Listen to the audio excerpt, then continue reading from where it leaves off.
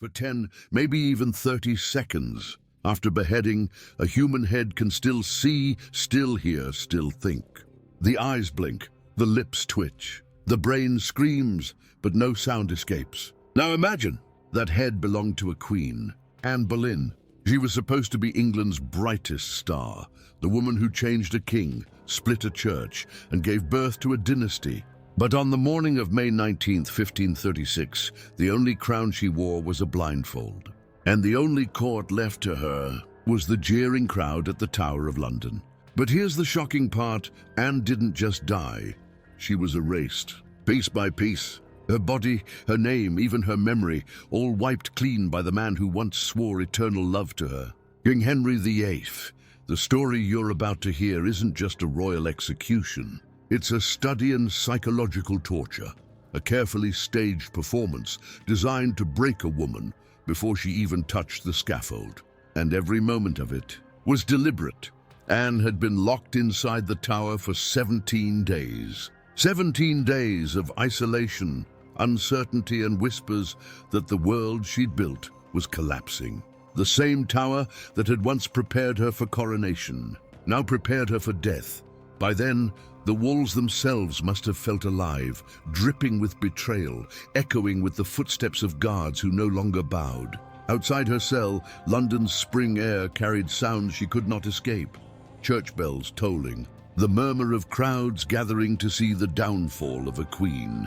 Henry's cruelty wasn't in haste, it was in the waiting. He ordered her execution postponed again and again, forcing her to wake each morning, believing it might be her last. And when he finally announced the day, he added one final twist of the knife. Her executioner would not be English.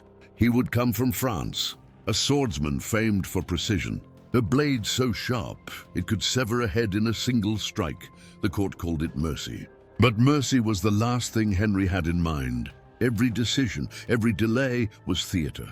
Anne's death was to be a spectacle, a message to every woman who dared challenge the crown. Inside her chamber, Anne tried to hold herself together. Witnesses later said she smiled. She joked. She laughed. But that laughter wasn't joy. It was shock, the mind's last defense against terror. At 2 a.m., she called for the sacrament. She knelt for hours, whispering prayers in a trembling voice that broke with exhaustion. By dawn, her body was weak, but her spirit, astonishingly, was calm. Maybe she still believed Henry would show mercy. Maybe she knew mercy was never coming. Either way, when the guards arrived, she rose to meet them without protest. She walked the same stone halls where she had once glided as Queen of England, but now the air was different. Cold, heavy. No one bowed. No one met her eyes. In her final walk through the tower, Anne wasn't escorted by nobles, but by silence. The same courtiers who once kissed her hand now turned their faces away. Fear had become the only loyalty left. When she reached the courtyard, the scaffold was waiting. Not grand and towering like in paintings, but low to the ground, 3 feet high, deliberately designed to strip her of dignity, to make her kneel within reach of the commoner's scorn. And as she approached, she saw it. The crowd. They weren't silent. They cheered. They laughed. To them, the fall of a queen was entertainment, a living theater of humiliation.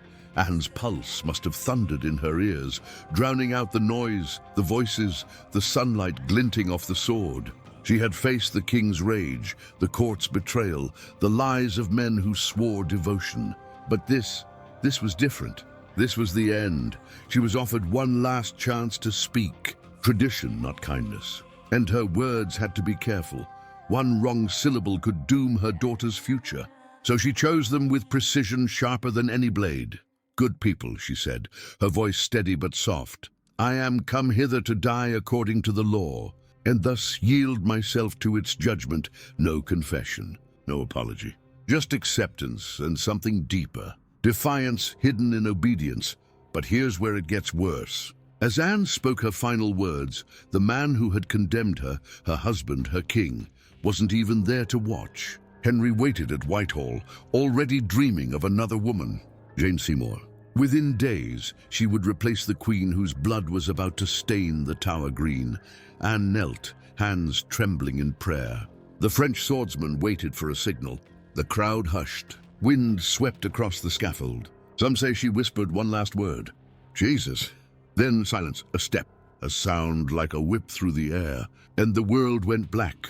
But the horror wasn't over. Because when her head fell, Anne Boleyn's eyes were still moving, still alive for nearly half a minute. The Queen of England looked back at the world that had destroyed her.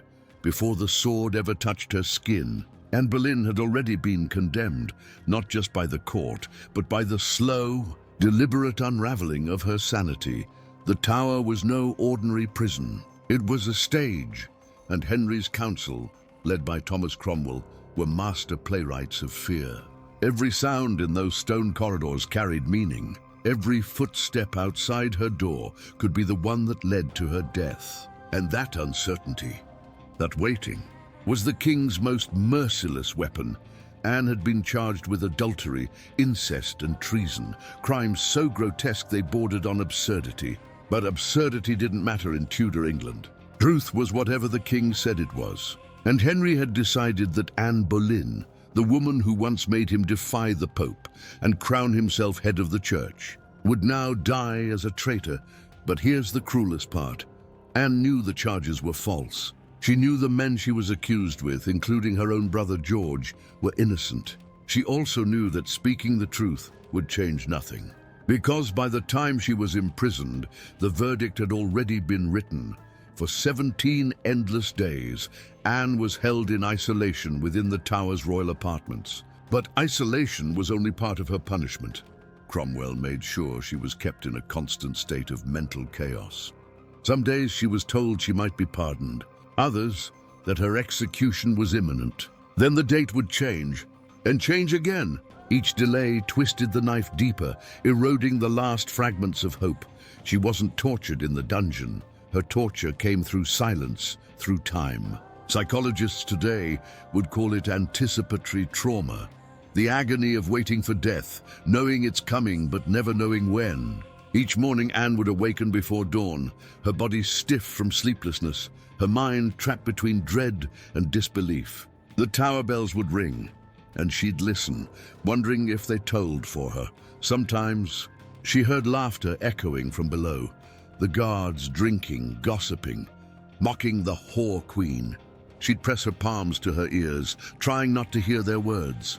But silence was worse, because in silence, her mind replayed every moment of betrayal. The day Henry stopped meeting her eyes. The cold stares of courtiers who once smiled. The moment she realized she was not just unwanted, she was disposable. Meanwhile, across London, Henry VIII was preparing for his next queen. While Anne wept in her cell, Henry dined with Jane Seymour, the woman who would replace her. He even wore white, the color of celebration, as his wife awaited execution. But here's what few realize. Henry didn't just want Anne dead. He wanted her forgotten, her portraits destroyed, her motto erased, her name unspoken. He was rewriting history, even before the final act had played out. Anne's last attendants described her as strangely serene in her final days. She laughed, she sang, she even joked about her little neck.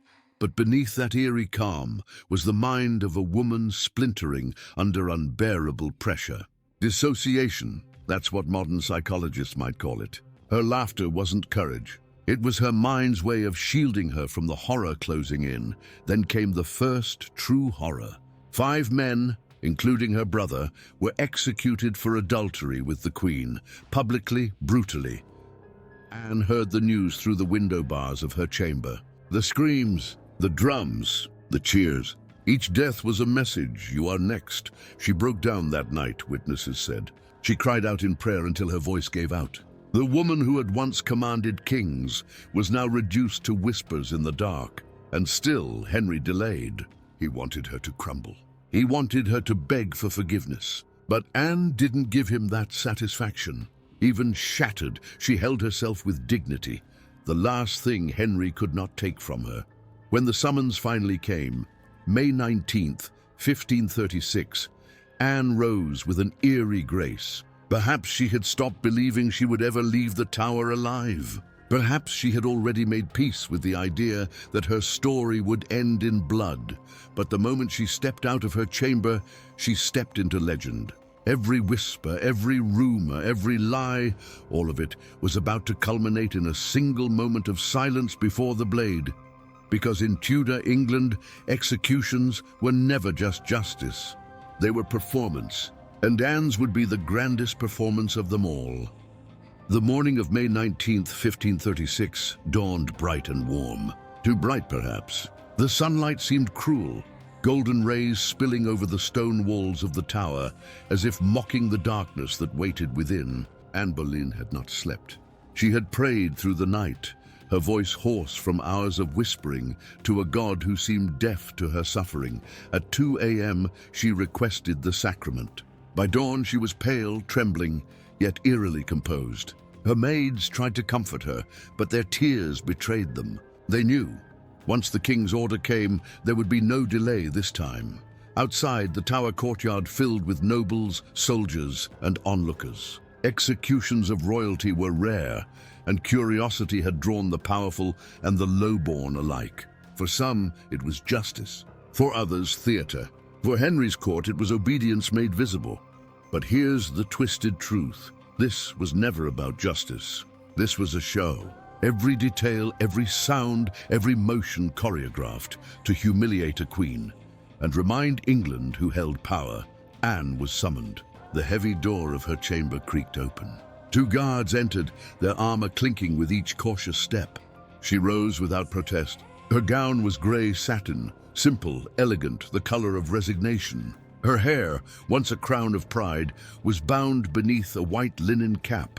As she walked the narrow stone corridors, the air felt colder. Every echo of her footsteps bounced off the walls like a ghost of her former glory.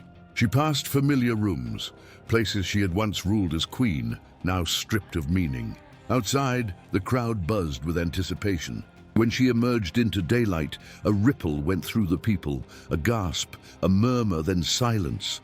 The scaffold stood on Tower Green, low, wooden, and cruelly plain. No grand platform, no regal height. It was built to make her small, to drag her, quite literally, down to the level of the commoners who now watched her downfall.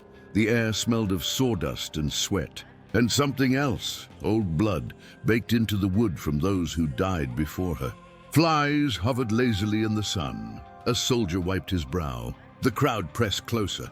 Anne's attendants followed her, weeping openly. But Anne herself smiled. It was a strange smile, calm, almost radiant, like someone who had finally made peace with the inevitable. She turned to the crowd and spoke. Her voice, witnesses said, was clear, steady, and hauntingly gentle. "Good Christian people," she began, "I am come hither to die according to the law, and thus yield myself to the will of the king, my master. No anger, no blame, only acceptance, and the faint echo of irony. Because everyone there knew the law she spoke of had been bent, twisted, and rewritten just to destroy her. But here's where it gets worse. Even in her final words, Anne had to perform. She could not proclaim her innocence. She could not speak against the king. She had to die gracefully to reassure the crowd that her death was just, to prove Henry right. So she thanked the king for his mercy. Mercy, the word must have burned her tongue, because that mercy was a lie, a blade disguised as compassion. The French swordsman waited nearby, silent and still. He had been brought at great expense from Calais, chosen for his precision. He was not a servant of England, not part of Anne's court. He was a stranger, a final insult to the Queen's identity, stripped even of a countryman's hand to end her life. He stepped forward and knelt before her, asking quietly for forgiveness. She nodded. Then she removed her jewelry, the rings, the necklace, the last symbols of her crown. One by one, her maids took them, sobbing, and comforted them instead. "It is all right," she whispered. "Don't weep, for I shall go to Jesus." Then she blindfolded herself. The world went dark. The crowd held its breath. She knelt upright, not over a block as the English did, but in the French manner, knees on the straw, hands folded, waiting, listening. Some said she began to pray. Others claimed her lips were still moving when the end came. The swordsman looked to the officer beside him. The officer nodded and turned her head slightly, as if sensing the signal. Then he shouted, "Bring me my sword!" A trick, a distraction. Anne's head lifted slightly in confusion, and in that exact instant, whisk, the blade swept through the air. A single perfect stroke. No scream, no sound, just the soft thud of a head falling to the straw. The crowd gasped. Some crossed themselves, others fainted, because for several seconds, Anne's lips were still moving. Her eyes blinked. She was still there for 20, maybe 30 seconds.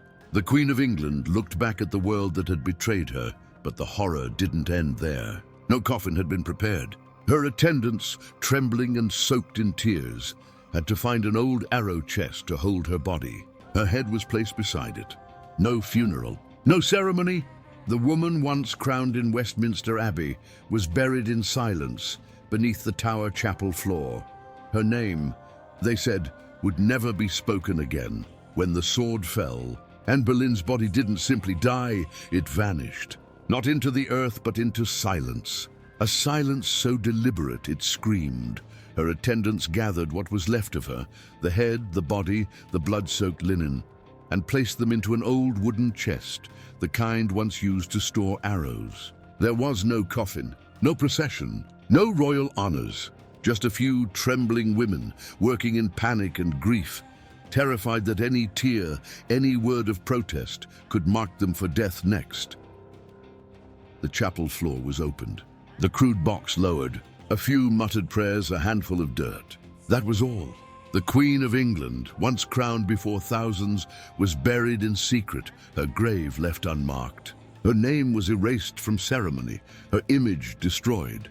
By nightfall, the Tower's courtyard was silent again, as though no queen had ever died there at all. But here's the chilling part. Henry VIII didn't stop at killing her. He wanted to erase her from existence, to make it seem as if Anne Boleyn had never mattered. The very next day, Henry appeared in public dressed in white, a color of joy. Within 24 hours, he was betrothed to Jane Seymour, the quiet lady-in-waiting who had watched Anne's fall from the shadows. 2 weeks later, they were married. No mourning period, no national grief, only celebration. Anne's death wasn't tragedy. It was convenience. Painters were ordered to destroy her portraits. Her initials, carved into royal palaces beside Henry's, were chiseled out. Servants were forbidden to speak her name. Documents were rewritten to remove her from history, and courtiers who once bowed before her now pretended they never had. It was the final cruelty, death not of the body, but of memory. Henry's will reached beyond the grave, reshaping perception itself. Inside the Tower, the women who had served Anne were never the same. They had seen too much. They were the ones who washed her broken body, wrapped it in linen, and lowered it into that unmarked pit. They were ordered never to speak of it. But how could they forget? Some later fled court life altogether. One joined a convent. Another reportedly went mad, haunted by the sound of the sword in her dreams. They had not just lost a queen. They had witnessed a deliberate unmaking of a person, a spectacle so cruel it defied belief. But Henry wanted witnesses. He wanted fear. He wanted every noblewoman in England to look upon that scaffold and think, if it could happen to her, it could happen to me, and it worked. In the months that followed, court life grew quieter. Conversations hushed. Eyes avoided contact. A new kind of air filled the palace, the air of dread, but the shadow of Anne's death stretched beyond the Tower walls. It reached her daughter, Elizabeth, barely 3 years old.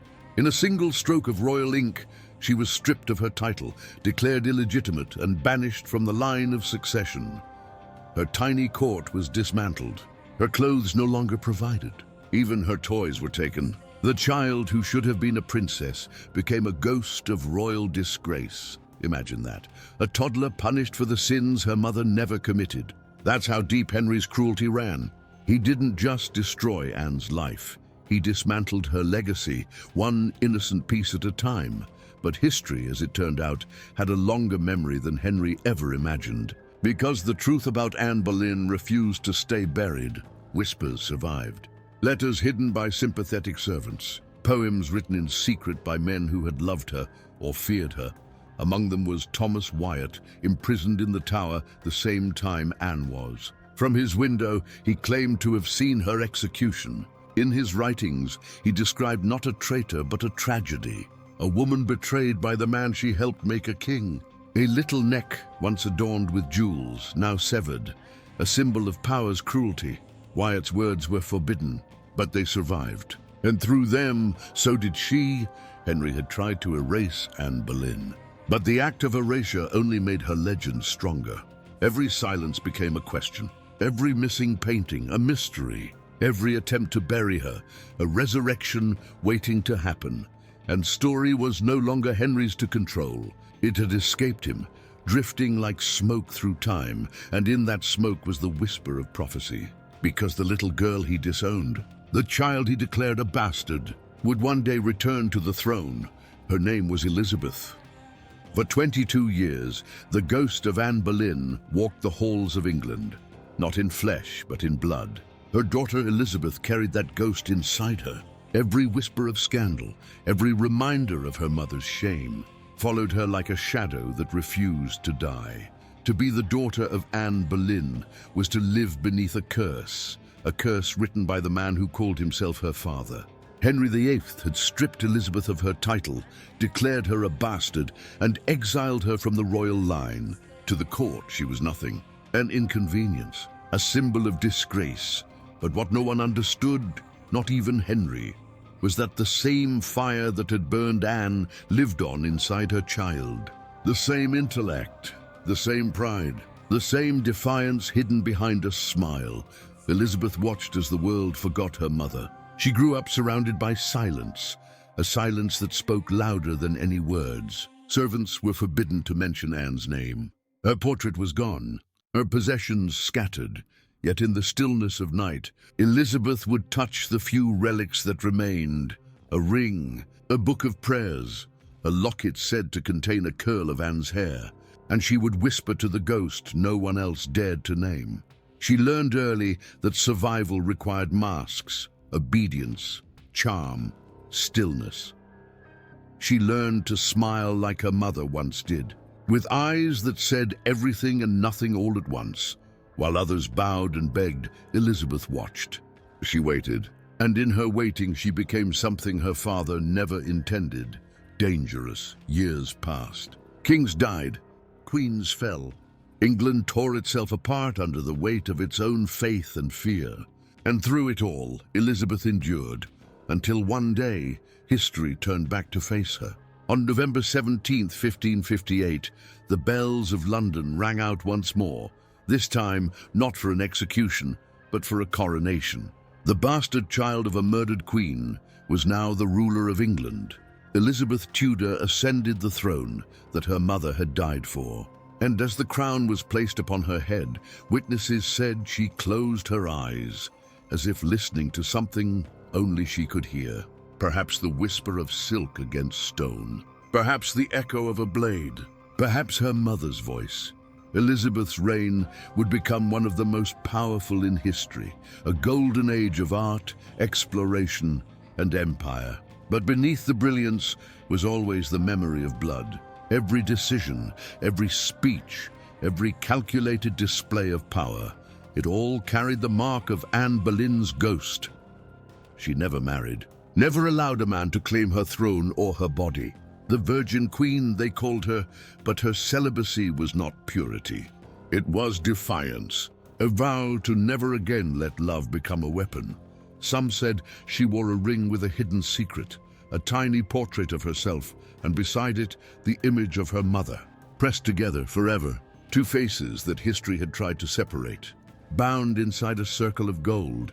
When she spoke of her rule, Elizabeth often said, "I have the heart and stomach of a king."